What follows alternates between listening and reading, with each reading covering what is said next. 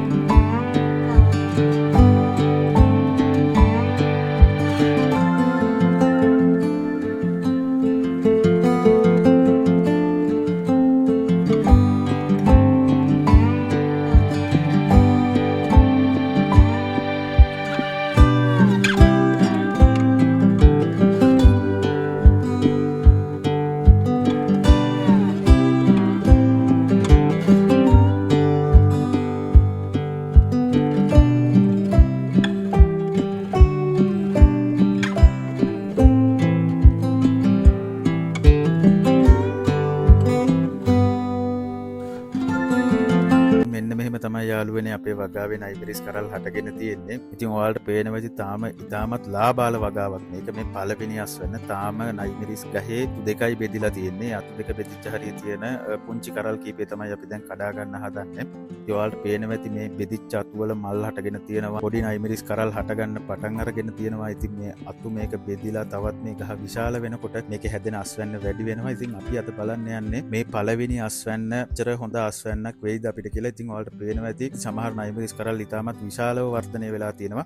ඒ කියන්නේ අපි මේකට බෙහෙත් පොහොර ගැව්වා. බෙහෙත් පොහොර ගහන්න තෝ ලංකාවේ වගා කරන්න අමාරුයි. නමුත් අපි මේක ප්ලාන්ටේෂන් කම්පැනි එකක් එක කතා කරලා පටන් ගත්ත වැඩක් නේ. එතකොට එයාලා අපිට ඉතාමත් සංකීර්ණ, ඒ කියන්නේ දිනපතා සතිපතා ගහන්න අවශ්‍ය පොහොර ලොකු ලයිස්තුවක් කෙවලා තියෙනවා. නමුත් අපි ඒ පොහොර හැම එකක්ම මේකට යෙදුවේ නැහැ. අපි සාමාන්‍ය විදිහට ගහට මොකක් හරි පලිබෝධයක් ආවොත්, හානියක් ආවොත් කෘමිනාශක ගහනවා. ඒ වගේම අපි මේකට බේසිකලි යොදාගත් යාරමිලා ටාගට් ඇන් යාරමිලා කම්ප්ලෙක්ස් කියන දිලීන කුමිනනාශක ඔය වගේ මූලික පොහොර කීපයක් විතරයි අපි යොදාගත්තේ. මොකද අපි ඉදිරියේදී බලාපොරොත්තු වෙනවා කාබනික වගාවකට අපිට යන්න පුළුවන්ද කියලා. ඒ වගේම අපි වත්තේ තව තැන්වල ගොම පොහොර, කුකුල් පොහොර ආදී යොදලා අලුතෙන් කාබනික වගාවකුත් පටන් අරගෙන තියෙනවා. ඉතින් කාබනික වගාවට යන්න පුළුවන්ද? ඒකට යනවා නම් මොනවාද අපිට ගන්න පුළුවන්? කුමිනාශක වගේ දේවල් වෙනුවට යොදා ගන්න පුළුවන් ආදේශක මොනවාද කියන්න අපි ටෙස්ට් කරමින් ඉන්නවා මේ දවස්වල. ඉතින් අපිටත් ඕනේ මේ රට වස විසෙන් තොර රටක් කරන්න. ඉතින් දැනට අපි මේකට අර මං කියපු මූලික පොහොර ಜಾති ටික විතරක් යොදාගෙන තමයි මේ වගාව කරන්න පටන් අරගෙන තියෙන්නේ.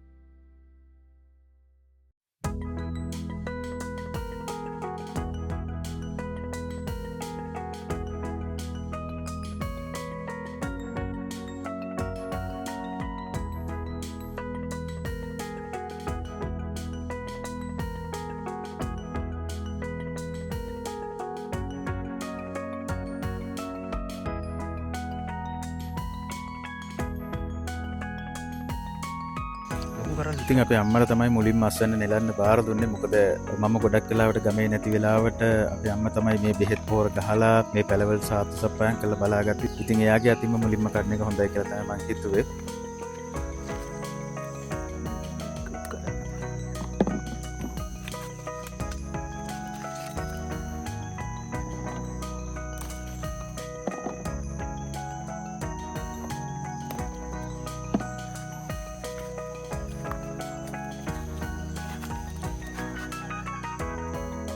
ඉතින් පේනවා නේද යාළුවනේ මේ සමහර පැලවල ටිකක් ලොකු අස්වැන්නක් තියෙනවා. ඒ කියන්නේ කරල් 6-7 හැදිච්ච පැලක් තියෙනවා.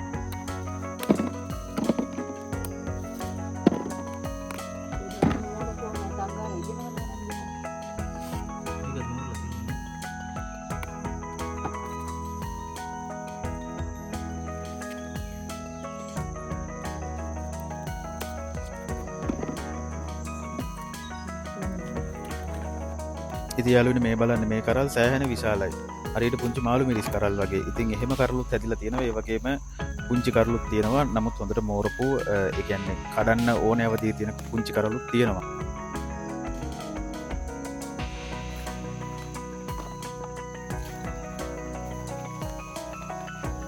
මෙන්න ඉතින් යාළුවනේ එක කරලක් ඉදිලක් තියෙනවා. ඉතින් අපි ඉස්සරහට සැලසුම් කරනවා කොහොමද මේ අපිට අවශ්‍ය බීජ අපි විසින්ම හදාගන්න කියලා. ඉතින් ඒ පිළිබඳ මොකක් හරි පරීක්ෂණාත්මක දෙයක් කරොත් ඒ පිළිබඳත් ඔයාලට වීඩියෝස් ගෙනෙන්න බලාපොරොත්තු වෙනවා. මොකද අපි මේ බීජවල සාමාන්‍යයෙන් කොස්ට් එකක් යට කරලා තියෙන්නේ. මොකද අපි පොඩි ගාණක් හරි මේකට ඉන්වෙස්ට් කරනවා නම් ඒ වැඩේ හරියට කරන්න ඕනේ. එතකොට අපිට හොඳ බීජ අවශ්‍යයි අනිවාර්යෙන්ම. ඉතින් අපි ඉස්සරහට බලාපොරොත්තු වෙනවා අපිට අවශ්‍ය බීජ අපිම හදාගන්නේ කොහොමද කියලා.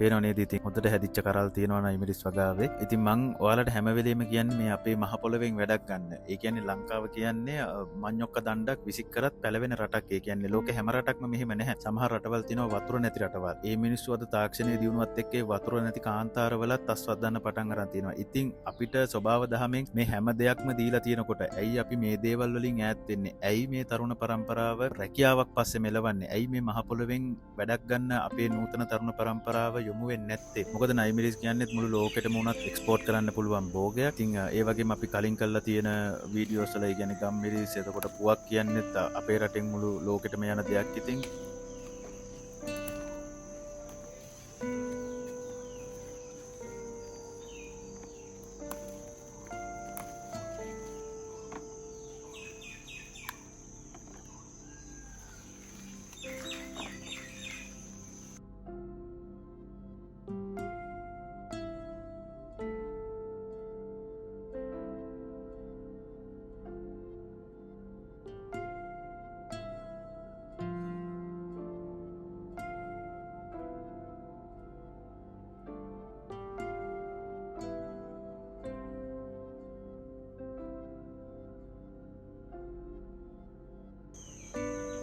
ඔන්න එක භාජනයක් පිරෙන්න දැන් අස්වැන්න කඩාගෙන තිනවා. තව කඩන්න තියෙනවා.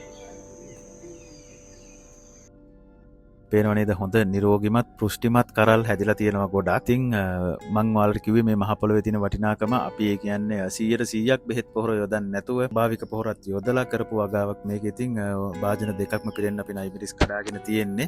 මෙතන සාමාන්‍යයෙන් කිලෝ දෙකමාරක විතර බරක් ඇති කියලා මට හිතෙනවා. අපි බලමු අපිට මේකෙන් කොච්චර ආදායමක් ගන්න පුළුවන් වෙයිද කියලා. ඒ කියන්නේ නයිමිරිස් කිලෝවක් සමහර වෙලාවට රුපියල් 600-700 මිලටත් එනවා. නමුත් 600-700න් පහලට අඩු වෙන්නේ නැහැ. ඒ වගේම මේක උපරිම යනකොට රුපියල් 2000ට යන අවස්ථාවක් තියෙනවා. ඉතින් ඒකයි මං කියන්නේ. ඉතින් මෙන්න තියෙනවා අපේ අස්වැන්න කිලෝ දෙකමාරක් විතර ඇති. දෙකක් විතර තමයි මට නම් හිතෙන්නේ.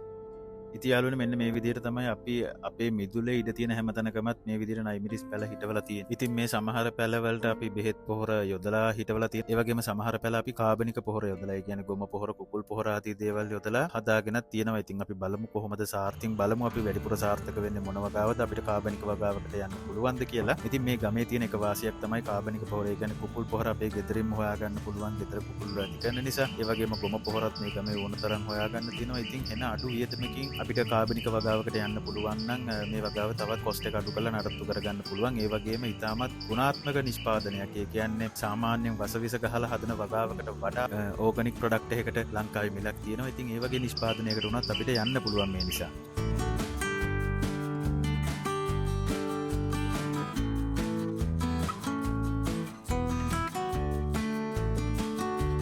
ඉතින් ඔහොම තමයි යාළුවේ අපේ නයිමිරිස් වගාවේ පළවෙනි අස්වැන්න අපි නෙළුවේ.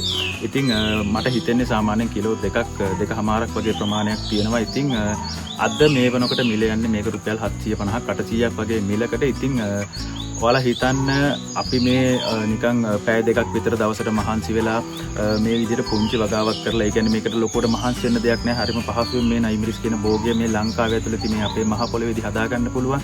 ඉතින් එහෙම හදාගෙන අපි අපේ පළවෙනි ක්‍රොප් එක, ඒ කියන්නේ මේ ගහක සාමාන්‍යයෙන් තාම හරියට රිකිලි දෙකයි බෙදලා තියෙන්නේ. එතන හැදිලා තියෙන මුල් පළදාවෙන් විතරක් අපිට රුපියල් 1200ක් 1500ක් වගේ අතර මුදලක් යන්න පුළුවන්. ඒ වගේම දවස් 3න් 3ට 4න් 4ට වගේ මේ ගහ ලොකු වෙනකොට අපිට අස්වැන්න නෙලන්න පුළුවන් වෙනවා. ඉතින් හිතන්න, ඒ කියන්නේ මේක තව චුට්ටක් අපි වර්ධනය කරා නම්, ඒ කියන්නේ මේක 250ක් පැල තියෙන ප්‍රමාණය ඉඳන් පර්චස් 10කට, ඒ කියන්නේ පැල 500කට 600කට වගේ ගෙනියන්න පුළුවන් නම් අපේ අතට දන්නේම නැතුව ඉතාමත් ලොකු ආදායමක් ගන්න පුළුවන්. ඒ කියන්නේ සාමාන්‍යයෙන් දවස් 3කට 4කට සැරයක් රුපියල් 6000ක 7000ක 8000ක වගේ ආදායමකට අපිට යන්න පුළුවන්.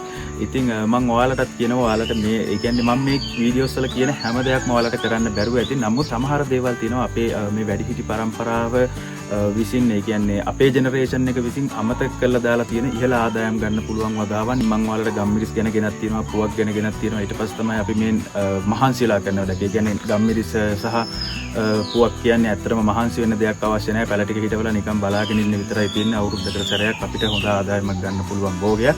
නමුත් මේ අපිට දවස්පතා වැඩක් තියෙන, ඒ කියන්නේ දිනපතා පැය 2-3ක වැඩක් තියෙන වැඩක් විදිහට තමයි මේ නයිමිරිස් වගාව පටන් ගත්තේ. නමුත් අපිට තව වැඩ රාශියක් කරන්න වෙලාව පිටින්ම ඉතුරු වෙලා තියෙනවා.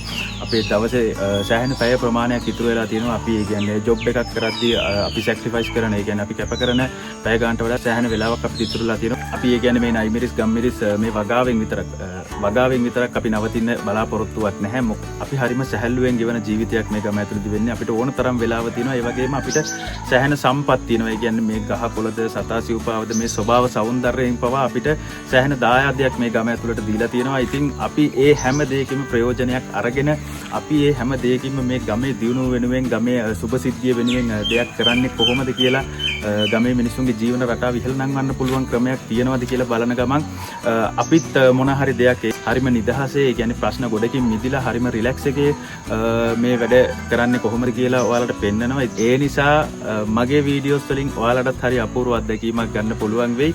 ඉතින් මම ආරාධනා කරනවා ඔයාලා හැම දෙනාටම මගේ YouTube channel එක subscribe කරලා තියාගන්න. අපේ වීඩියෝස් හොඳයි නම් like කරන්න, comment කරන්න. ඒක තමයි ඔයාලට අපිට දෙන්න පුළුවන් හොඳම වටිනාකම. ඉතින් මේ දේවල් අපි දාන්නේ අපිට වගේම තව කෙනෙක්ට මේ අපේ පරම්පරාවේ ජීවත් වෙන තරුණයෙක්ට මොකක් හරි දෙයක් එයාගේ ජීවිතයට ගනී කියන බලාපොරොත්තුවත් ඇතුලින් ඒ වගේම අපි මේකෙන් අපි ඒ කියන්නේ ලංකාවේ ලස්සන තැන්වල ගියොත් මං කිව්වා අපි ඉන්නේ ලංකාවේ තියෙන සුන්දරම පාරාදීසයක ඌව පළාතේ. එතකොට ලංකාවේ මේ මධ්‍යම කඳුකර පාරාදීසය ඒ කියන්නේ මඩොල්තිම පස්සර බලංගොඩ රත්නපුර වුණත් නුවරඑළිය ඒ සයිඩ් එක වුණත් අපිට ඊටාම කෙට්ටුවෙන් තියෙන. ඉතින් අපි ඒ තැන්වල සංචාරය කරොත් අපි ඒ තැන්වල තියෙන ලස්සන බලන්න ගියොත් ඒ සම්බන්ධෙනුත් ඔයාලට අනිවාර්යෙන් වීඩියෝ එකක් ගෙන එනවා. ඉතින් බොහොමත්ම ස්තුතියි මේ වීඩියෝ එක නරපුපු ඔයාලට. ඉතාමත් ඉක්මනින් අපේ ඊළඟ වීඩියෝ එකත් එක්ක හම්බෙන්න කියලා මම අදට සමුගන්නවා. බොහොමත්ම ස්තුතියි මේ වීඩියෝ එක අවසන් වෙනකන් නරපුපු ඔයාලා සියලු දෙනාටම.